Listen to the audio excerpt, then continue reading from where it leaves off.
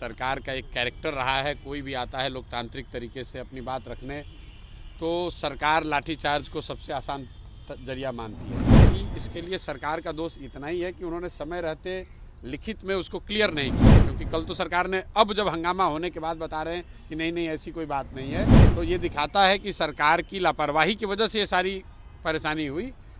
नमस्कार, मैं Prince Kushwaha first Bihar Jharkhand देख रहे हैं। देखिए, बीपीएससी अभ्यर्थी का एक प्रतिनिधि मंडल आज प्रशांत किशोर से मुलाकात करने के लिए उनके ऑफिस पहुंचा है, जहां पर जो बीपीएससी को लेकर समस्याएं थी, नॉर्मलाइजेशन को लेकर उसकी समस्या को भी रखा और साथ ही जो उनके साथी जो घायल हुए हैं, पैर टूट गया है, उसको लेकर भी अब जो प्रतिनिधि मंडल है बीपीएससी अभ्यर्थियों का, वो बात करने के लिए प्रशांत किशोर के पास पहुंचा। तो प्रशांत किशोर मीडिया के सामने ही मुख्यमंत्री नीतीश कुमार और बिहार सरकार पे भड़क गए। कह रहे हैं बीपीएससी आयोग को पहले ही स्पष्ट कर देना चाहिए था कि नॉर्मलाइजेशन नहीं होगा। अगर ये पहले बात साफ हो जाती तो इस तरह की बिहार में हालात नहीं होते। जिस तरह से बीपीएससी अभ्यर्थियों के ऊपर लाठी चले कल और उसमें कई छात्र घायल हो गए, सर पर चोट लगी, गंभीर रूप से घायल हुए और एक छात्र जिसके पैर टूट गया और वो अब अस्पताल में एडमिट है, उसके इलाज के लिए भी अब प्रशांत किशोर कर रहे हैं कि हम अपने निजी तौर पे उसका खर्च उठाएंगे। लेकिन पुलिस और प्रशासन जो है वो बिल्कुल गलत की है। लोकतंत्र में किसी भी प्रदर्शनकारियों के ऊपर लाठी चलाना कतई सही नहीं है, उनसे संवाद करनी चाहिए। और मुख्यमंत्री नीतीश कुमार के इस सरकार में संवाद की कोई गुंजाइश ही नहीं है, लाठी से लोग बात कर रहे हैं। वहीं आपको बता दें, जिस तरह से जो प्रतिनिधि मंडल पहुंचा था प्रशांत किशोर से मुलाकात करने के लिए, प्रशांत किशोर कह रहे हैं कि देखिए, बीपीएससी और सरकार ने एक कन्फ्यूजन फैलाई है कि नॉर्मलाइजेशन को लेकर। हालांकि ये पहले बता दी गई, जो लेटर कल देर रात जारी किया गया तो ये स्थिति नहीं होती। लेकिन वहीं मुख्यमंत्री नीतीश कुमार इंडिया अलायंस में जा रहे हैं, इसको लेकर जब सवाल किया गया तो प्रशांत किशोर नीतीश कुमार पर तीखा हमला कर दिए। क्या कुछ कर रहे हैं प्रशांत किशोर, पहले आप उनके बयानों को सुने। नहीं, देखिए, पहले तो किसी प्रकार का लोकतंत्र में लाठीचार्ज वगैरह दुखद है, लेकिन यहाँ पर जो सरकार है नीतीश जी की, इस सरकार का एक कैरेक्टर रहा है, कोई भी आता है लोकतांत्रिक तरीके से अपनी बात रखने तो सरकार लाठीचार्ज को सबसे आसान जरिया मानती है। तो लाठीचार्ज की तो एकदम बिल्कुल निंदा करते हैं, नहीं होना चाहिए। और अगर किसी ने किया है, कोई अधिकारी दोषी है, तो उस पर कार्रवाई होनी ही चाहिए। एक बच्चे को मुझे बताया गया है कि चोट लगी है, वो हॉस्पिटल में है। हम लोग अपनी ओर से कोशिश कर रहे हैं कि उनको जो वहाँ मदद हो सकती है, शायद उनका पैर टूट गया है। जहाँ तक विषय की बात है, तो जो पूरा हल्ला हंगामा हुआ वो नॉर्मलाइजेशन को लेकर हुआ है, और मुझे लगता है कि इसके लिए सरकार का दोष इतना ही है कि उन्होंने समय रहते लिखित में उसको क्लियर नहीं किया, क्योंकि कल तो सरकार ने अब जब हंगामा होने के बाद बता रहे हैं कि नहीं ऐसी कोई बात नहीं है, एग्ज़ाम एक ही पेपर से होगा या कोई इसमें नॉर्मलाइजेशन की बात नहीं है, तो मामला वो ख़त्म है। तो ये दिखाता है कि सरकार की लापरवाही की वजह से ये सारी परेशानी हुई, क्योंकि सरकार को वो करना ही नहीं था। सरकार अभी क्लैरिफाई कर चुकी है कि हमें नॉर्मलाइज नहीं करना था, नहीं करना है, एग्ज़ाम एक ही शिफ्ट में होगा, एक ही क्वेश्चन पेपर होगा, तो एज सच कोई मामला नहीं है। लेकिन कल जो बात हुई वो सरकार की जो कार्यशैली है, किसी बात को समय रहते क्लियर न करना, कोई आ गया डिमांड करने तो उस पर लाठीचार्ज करना या उसको उससे बातचीत न करना, तो ये दुखद है, नहीं होना चाहिए। सर, इधर इंडिया के मंडल में मांगे हैं अभ्यर्थी की। एक मांग तो थी सर्वर को वापस से आप रिओपन। नहीं, देखिए, वो सर्वर की मांग नहीं है, अभ्यर्थियों की, कुछ अभ्यर्थियों की शायद, जहाँ मुझे मेरी जो समझ बनी है कि वो ये चाहते हैं कि फॉर्म भरने के लिए डेट को और एक्सटेंड किया जाए। सरकार का ऐसा कहना है कि पहले ही एक बार डेट एक्सटेंड किया जा चुका है 20-22 दिनों के लिए। तो मुझे लग रहा है कि ज़्यादातर लोगों को चूंकि एक बार अवसर दे दिया गया है, तो फिर से अब उसका डेट एक्सटेंड करना नहीं करना वो सरकार का निर्णय है। सरकार करे तो कोई दिक्कत नहीं है, लेकिन अगर किसी वजह से सरकार नहीं करना चाह रही है, क्योंकि लॉजिस्टिकली कई चीज़ें चेंज करनी पड़ेंगी, तो वो कोई बहुत बड़ी बात नहीं है। विद्यार्थियों पर या समाज के किसी वर्ग के बात पर, प्रोटेस्ट पर, उनके लोकतांत्रिक अधिकार पर लाठीचार्ज कराना वो एक तरह से गलत है।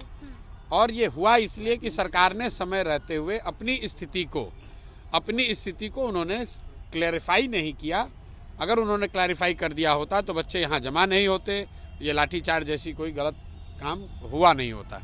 ममता बनर्जी ने कहा है लीड करूंगी इंडिया अलायंस को। टीएमसी की जो लीडर है ममता बनर्जी, वो इंडिया ब्लॉक को लीड करेंगी। भाई ममता जी सीनियर लीडर हैं, वो इंडिया कोalition वाले लीडर वाले जाने कि कौन लीड करेगा कौन नहीं करेगा, हम उस पर क्या टिप्पणी कर सकते हैं। कोई भी जो गठबंधन है, कोई गठबंधन या कोई कोalition है, ये उनका इंटरनल मामला है कि वो उसको कौन लीड करेगा। जहाँ तक हम लोग जानते हैं कि इंडिया अलायंस को कोई सच कोई एक व्यक्ति या दल तो कोई लीड कर नहीं रहा था। अभी जब पिछले 1.5-2 बरस से जब से इंडिया अलायंस बना है, उसमें कोई एक व्यक्ति को नियुक्त नहीं किया गया है कि कोई संयोजक के तौर पे। आप लोगों ने देखा नीतीश कुमार उस गठबंधन में थे, संयोजक बनने गए थे, लोगों ने इनको बनाया नहीं तो बेचारे रूठ के फिर वापस चले आए। तो इंडिया गठबंधन का कोई संयोजक अभी तो है नहीं। बाई डिफ़ॉल्ट कांग्रेस चूँकि सबसे बड़ी पार्टी है तो कांग्रेस के नेतागण उसको चलाते हुए दिखते हैं। तो ममता बनर्जी जी ने अगर मांग रखी है तो इंडिया गठबंधन का मामला है, हम लोग उस पर क्या कह सकते हैं। चाहे समाजवादी पार्टी की बात हो, अडानी वाले प्रोटेस्ट पे पार्लियामेंट में उन्होंने साथ नहीं दिया। अब देखिए ये राजा ने कहा कि मेरे भाई ऐसा है, ये उनका मामला है, इस पे प्रशांत किशोर की कोई टिप्पणी नहीं है। आप बिहार से संबंधित अगर कोई सवाल है तो कीजिए।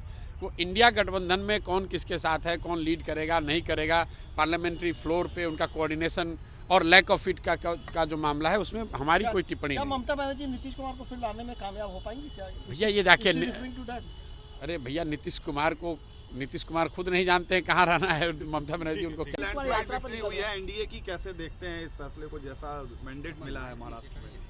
भाई हरियाणा और महाराष्ट्र ये दिखाता है कि जो लोग भी विपक्ष की राजनीति कर रहे हैं, जो भाजपा को हराना चाहते हैं, उनको लंबी और कड़ी मेहनत करने की जरूरत है। तो आपने साफ तौर पे सुना, प्रशांत किशोर बीपीएससी आयोग पर ही सारा ठिकरा फोड़ रहे हैं। कह रहे हैं कि देखिए बीपीएससी आयोग की गलती है, कन्फ्यूजन जो था वो अगर छात्रों की पहले क्लियर हो जाती तो इस तरह की बिहार में स्थिति नहीं होते, ना ही लाठी चलती। लेकिन जिस तरह से बिहार सरकार और बीपीएससी आयोग ने कन्फ्यूजन क्रिएट किया, उसके बाद छात्र उग्र हुए और जिस तरह से पुलिस वाले ने लाठी उन पर बरसाई है, ये बिल्कुल गलत है। वैसे अधिकारियों पर कार्रवाई होनी चाहिए और वैसे अधिकारियों को छोड़ा नहीं जाएगा। वही मुख्यमंत्री नीतीश कुमार इंडिया अलायंस में जा सकते हैं। इसको लेकर जब सवाल किया गया तो प्रशांत किशोर ने कहा कि नीतीश कुमार को खुद नहीं पता है कि वो अब कहाँ जाएंगे। ममता बनर्जी को लेकर भी प्रशांत किशोर तीखी हमला किए। वही आपको बता दें कि साथ में महाराष्ट्र में जो सरकार बनी है उसको लेकर भी प्रशांत किशोर ने बताया कि आखिर सरकार का रूपरेखा क्या है। बहरहाल इसमें इतना ही, इसी तरह तमाम लोग बने रहे। आप फर्स्ट बिहार झारखंड देख रहे हैं। पैनोरमा ग्रुप, जो सोचता है वो करता है। ये लो मुंह मीठा करो, आज मैंने अपना जॉब छोड़ दिया, अब हम पूर्णिया वापस जाएंगे। जॉब छोड़ दिया है? मतलब ये घर कैसे चलेगा, हम करेंगे क्या और माँ बाबूजी क्या बोलेंगे? इसलिए मैं एक और मिठाई का डब्बा लाया, अपने बिजनेस के लिए लोन अप्रूव हो गया।